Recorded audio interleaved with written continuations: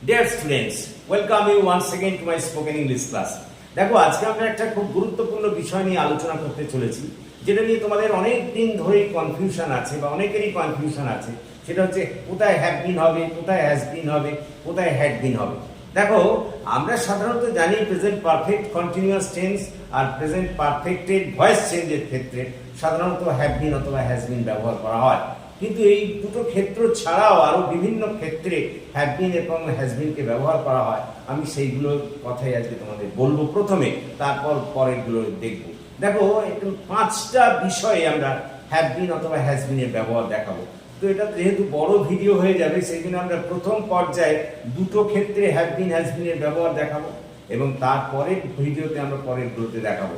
দেখো প্রথম যেটা আমরা কেস নাম্বার 1 দেখাবো, যে যদি দেখো বাংলা বাক্যের শেষে আছি, আছো, আছে এই কথাটার উল্লেখ থাকে অবস্থান অর্থে, কোন অর্থে?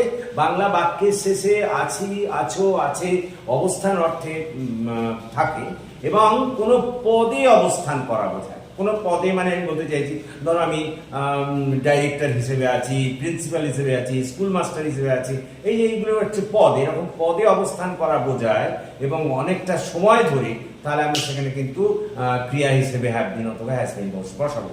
আমি আবার বলি, যদি দেখো বাংলা বাক্যের শেষে আছি, আছো, আছে এই কথাগুলো থাকে অবস্থান অর্থে, কোনো পদে অবস্থান করার অর্থে বা কোনো স্থানে অবস্থান করার অর্থে বোঝায় এবং অনেকটা সময় ধরে, তাহলে তখন সেক্ষেত্রে তোমরা অবশ্যই ব্যবহার করবে প্রথমে কর্তা, তারপরে হ্যাভ বিন অথবা হ্যাজ বিন, তারপরে ওই যে পদে তুমি অবস্থান করছো সেই পদটার নাম, তারপর অন্যান্য কর্ম। আমি আবার বলি, যদি বাংলা বাক্যের শেষে দেখো আছি, আছো, আছে এই কথাটা অবস্থান অর্থে বোঝায়, কোনো পদে অবস্থান করা বা কোনো স্থানে অবস্থান করা বোঝায় অনেকটা সময় ধরে, তাহলে বুঝবে সেখানে কিন্তু হ্যাভ বিন অথবা হ্যাজ বিন ক্রিয়া হিসেবে ব্যবহার করতে হবে। গঠনের নিয়ম হলো প্রথমে কর্তা, তারপরে হ্যাভ বিন অথবা হ্যাজ বিন, তারপরে পদের নাম, তারপরে অন্যান্য যা কর্ম থাকে। তারও আমি যদি বলি আমি 5 বছর ধরে এই স্কুলের প্রধান শিক্ষক আছি, দেখো আছি, আছি আছে কথাটা, তারপরে দেখো 5 বছর ধরে প্রধান শিক্ষক আছি, মানে প্রধান শিক্ষক পদে অবস্থান করছি, তাহলে এখানে হবে প্রথমে কর্তা, তারপরে হ্যাভ বিন অথবা হ্যাজ বিন, আই এর পর হ্যাভ বিন হবে, তাহলে I have been the headmaster of this institution for 5 years। বা মনে করো যদি বলি সে এই মুভির ডাইরেক্টর আছে, দেখো বলতেই পারি আমরা, তাহলে সে এই মুভির ডাইরেক্টর আছে মানে ডাইরেক্টর পদে আছে, তাহলে he has been the director of this movie. কথাটা বোঝার চেষ্টা করো।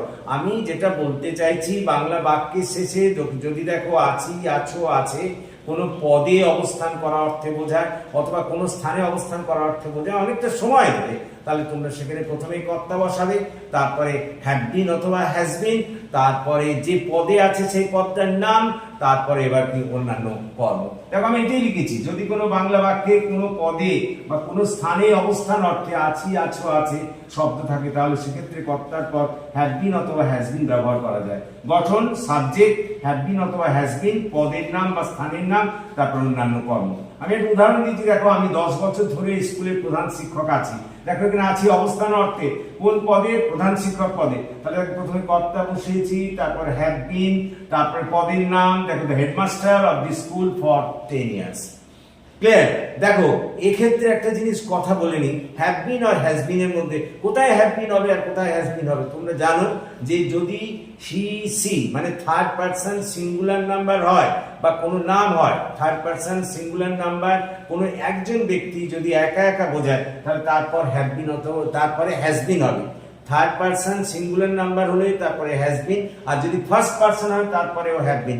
বাকি সমস্ত ক্ষেত্রে তোমরা জানো হ্যাভ বিন হবে। ক্লিয়ার? আমি আবার বলি যে have been R has been এর মধ্যে কোথায় কোনটা বসাবো।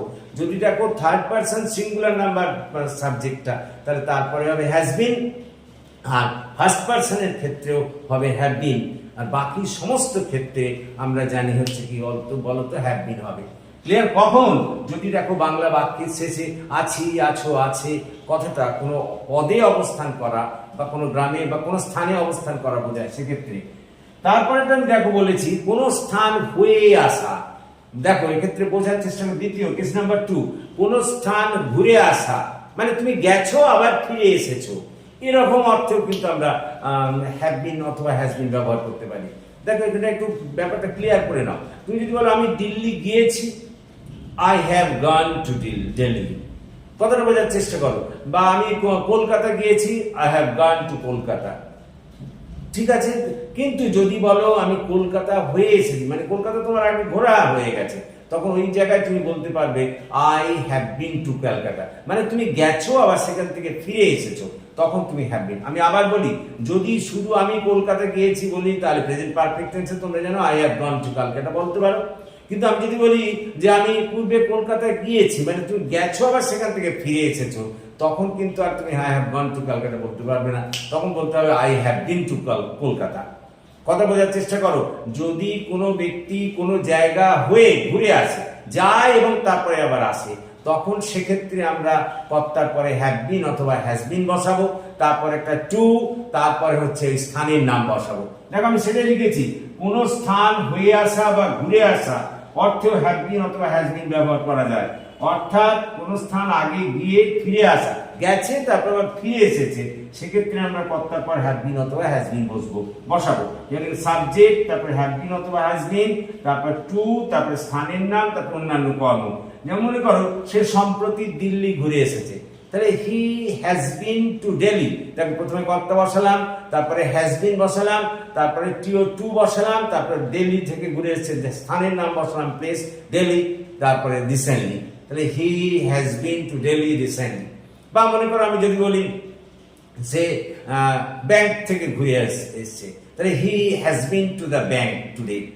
বা মনে করো সে স্কুল থেকে ঘুরে এসেছে, তাহলে he has been to the school today. কথাটা বোঝো, আমি বলতে চাইছি যে যদি কোনো ক্ষেত্রে কোনো স্থান হয়ে আসা, মানে কোনো জায়গা হয়ে তুমি আসো, তাহলে সেক্ষেত্রে তোমরা ওই কর্তার পরে হ্যাভ বিন অথবা হ্যাজ বিন বসাবে, তারপর কিন্তু টু বসাবে, তারপরে প্লেসের নাম, তারপর অন্যান্য কর্ম। যেমন যদি মনে করো আমি বাজার হয়ে এসেছি, তাহলে I have been to the market. কথাটা বোঝার চেষ্টা করো, তার মানে হয়ে এসেছি, এরকম বোঝালেই তোমাদের সেক্ষেত্রে কর্তার পরে হ্যাভ বিন অথবা হ্যাজ বিন, তারপরে টু, তারপরে ওই প্লেসের মানে স্থানের নাম, তারপর অন্যান্য কর্ম। আচ্ছা এইবার বলি, এইগুলোই যদি পাস্ট ফর্মে থাকে তাহলে সেক্ষেত্রে হ্যাড বিন বসাবে। ওই যেমন প্রথম কেসটাতেও বলো আর সেকেন্ড কেসটাতেও বলো। যেমন মনে করো আমি যে প্রথম কেসটায় বললাম, সেগুলো আমরা আলাদা করে দেখবো, এখন হ্যাভ বিন হ্যাজ বিনটাই বোঝো। আমি আবার বলি যে যদি দেখো কোনো বাক্যে কোনো পদে বা কোনো স্থানে অবস্থান করা অর্থে আছি, আছো, আছো থাকে, তাহলে সেক্ষেত্রে প্রথমে কর্তা বসাবে, তারপরে হ্যাভ বিন অথবা হ্যাজ বিন, তারপরে পদের নাম বা স্থানের নাম, তারপর অন্যান্য কর্ম। যেমন মনে করো আমি যদি বলি আমি এই পদে 3 বছর ধরে আছি, তাহলে I have been in this post for 3 years। সে এই কমিটির চেয়ারম্যান 3 বছর ধরে আছে, তাহলে he has been the chairman of this committee for 3 years। কথাটা বোঝার চেষ্টা করো। তার মানে সেক্ষেত্রে নিয়ম হচ্ছে যে আমরা প্রথমে কর্তা বসাবো, তারপরে হ্যাভ বিন অথবা হ্যাজ বিন বসাবো, তারপর কিন্তু দেখো হ্যাভ বিন হ্যাজ বিন বসালাম, তারপর আমাকে কিন্তু বসাতে হবে ওই পদের নাম, তারপরে কিন্তু অন্যান্য কর্ম। তার মানে আজকে আমি যেটা তোমাদের বোঝাতে চাইলাম সেটা হচ্ছে এই যে যদি দেখো কোনো ক্ষেত্রে আছি, আছো, আছে এই কথাগুলো থাকে অবস্থান অর্থে এবং কোনো পদে অবস্থান করা অর্থে বোঝায়, তাহলে সেক্ষেত্রে কিন্তু তোমরা প্রথমে কর্তা, তারপরে হ্যাভ বিন অথবা হ্যাজ বিন লিখবে, তারপরে ওই পদের নাম, তারপরে অন্যান্য কর্ম। দ্বিতীয় যেটা বললাম যে কোনো স্থান যদি ঘুরে আসা বোঝায়, তাহলে তোমরা সেক্ষেত্রেও হ্যাভ বিন হ্যাজ বিন ব্যবহার করতে পারবে। প্রথমে কর্তা, তারপরে হ্যাভ বিন অথবা হ্যাজ বিন, তারপরে ওই টু বসাতে হবে, তারপরে প্লেসটার নাম যেখানে গিয়েছো সেটা বসাতে হবে, তারপর অন্যান্য কর্ম। আচ্ছা এই হ্যাভ বিন হ্যাজ বিনের ব্যবহারের সম্পর্কে বললাম যে যদি কর্তা থার্ড পারসন সিঙ্গুলার নাম্বার হয় তারপরে হ্যাজ বিন, আর যদি কর্তা ফার্স্ট পারসন হয় আর অন্যান্য হয় তাহলে তাদের ক্ষেত্রে হ্যাভ বিন। কর্তা থার্ড পারসন সিঙ্গুলার নাম্বার হলে তারপরে হ্যাজ বিন, আর কর্তা যদি ফার্স্ট পারসন এবং অন্যান্য যে কোনো প্লুরাল নাম্বার হয় তাহলে তাদের পর কিন্তু হ্যাভ বিন বসবে। ক্লিয়ার? আশা করি তোমরা বুঝতে পেরেছো। So that's all for this day. Thank you.